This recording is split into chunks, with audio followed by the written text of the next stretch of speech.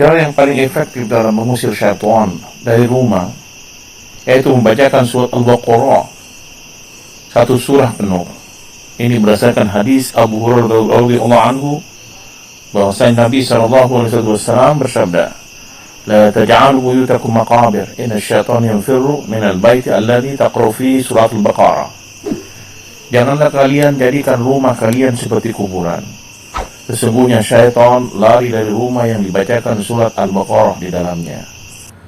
Artinya, kalau di rumah tersebut jarang dibacakan Al-Quran, hampir tidak dibacakan Al-Quran, maka syaitan demen menempati rumah tersebut. Maka sebaik-baik rumah di dalamnya adalah bacakan Al-Quran, berzikir kepada Allah, solat sunnah di dalam rumah tersebut, qiyamul lail, isinya adalah ketaatan kepada Allah. Sahabat Ibnu Mas'ud radhiyallahu anhu mengatakan, Inna syaitana idza sami'a surat Al-Baqarah tuqra'u fi bait kharaja minhu."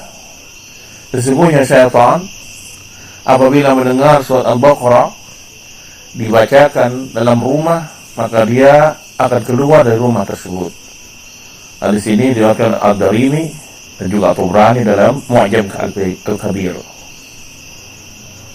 Jadi sahabat Ibnu Mas'ud mengatakan seperti itu.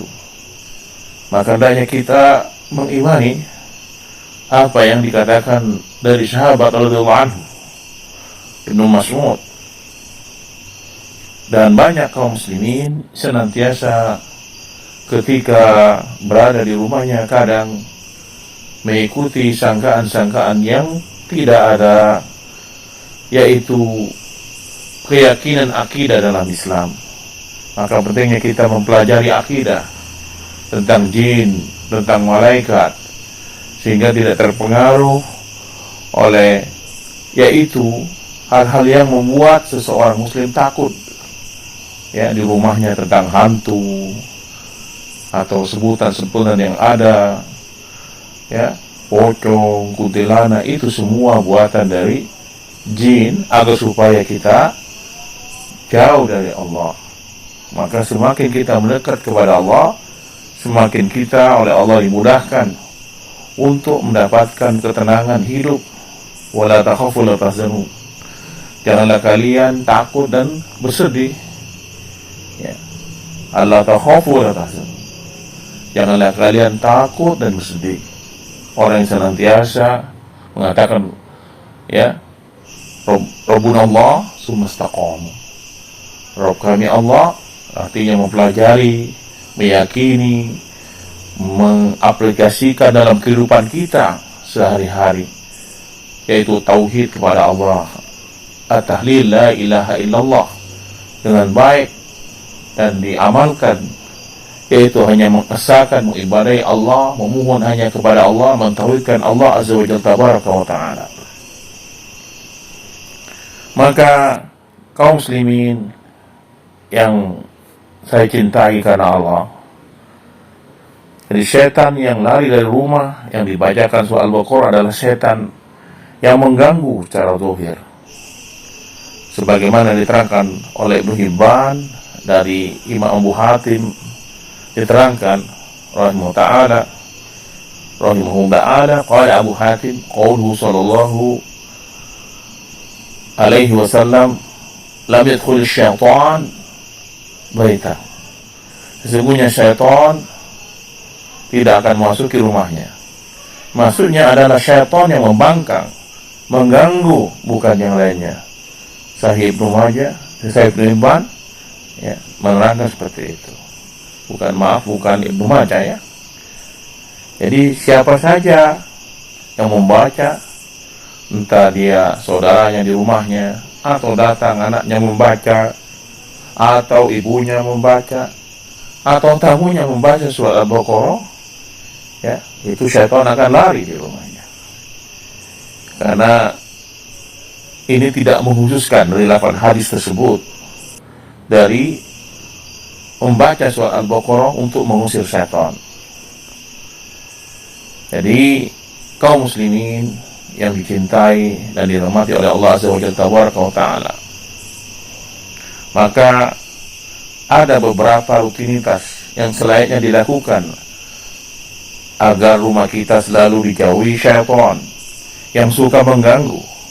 Pertama, rajin baca Al-Quran, membaca Al-Quran di rumahnya, ya.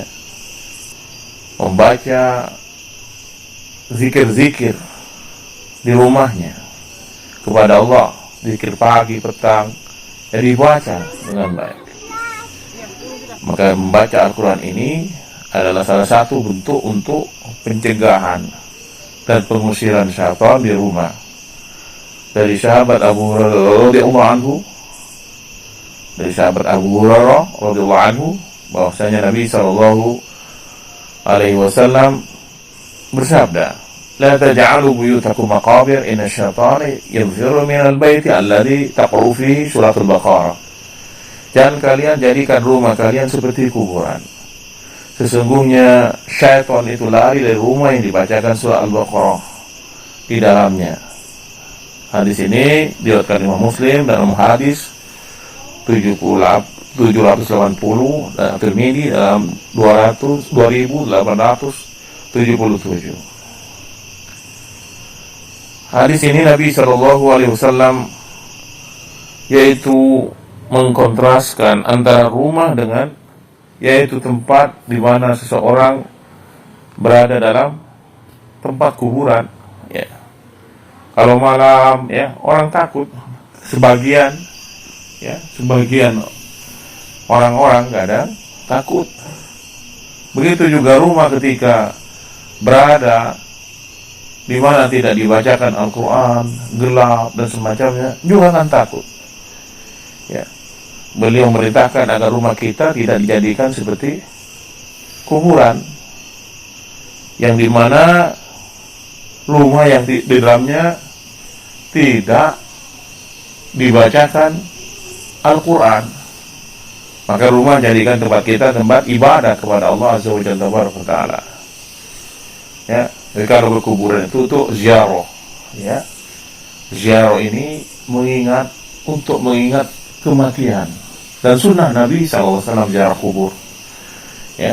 Sunnah Rasulullah SAW untuk kita ziarah, ya.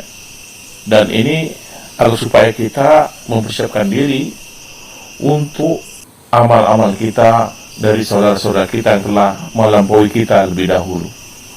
Semoga Allah mengampuni merahmati saudara kita tersebut.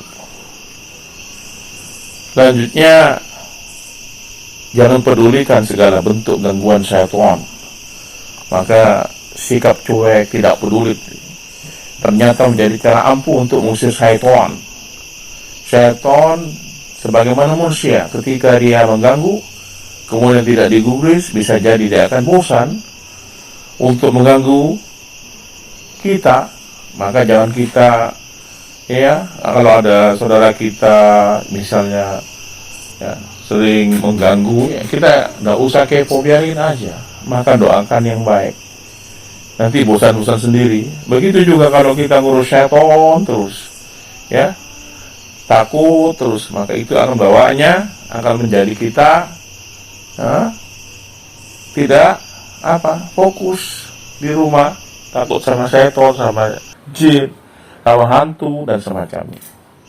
Maka penting untuk yaitu tidak mencari-cari di mana tempatnya, ya, di mana ini yang seram, ya. Maka kita fokuskan untuk ibadah di rumah itu, di rumah tempat Al-Quran, kita baca Al-Quran salat malam, ya, yaitu bercengkrama dengan keluarganya, itu ibadah pada Allah, ya. Maka juga jangan membuat syaitan itu membesar ketika berada di tempat-tempat yang mungkin kita melakukan suatu yang tanpa sadar jatuh dan semacamnya.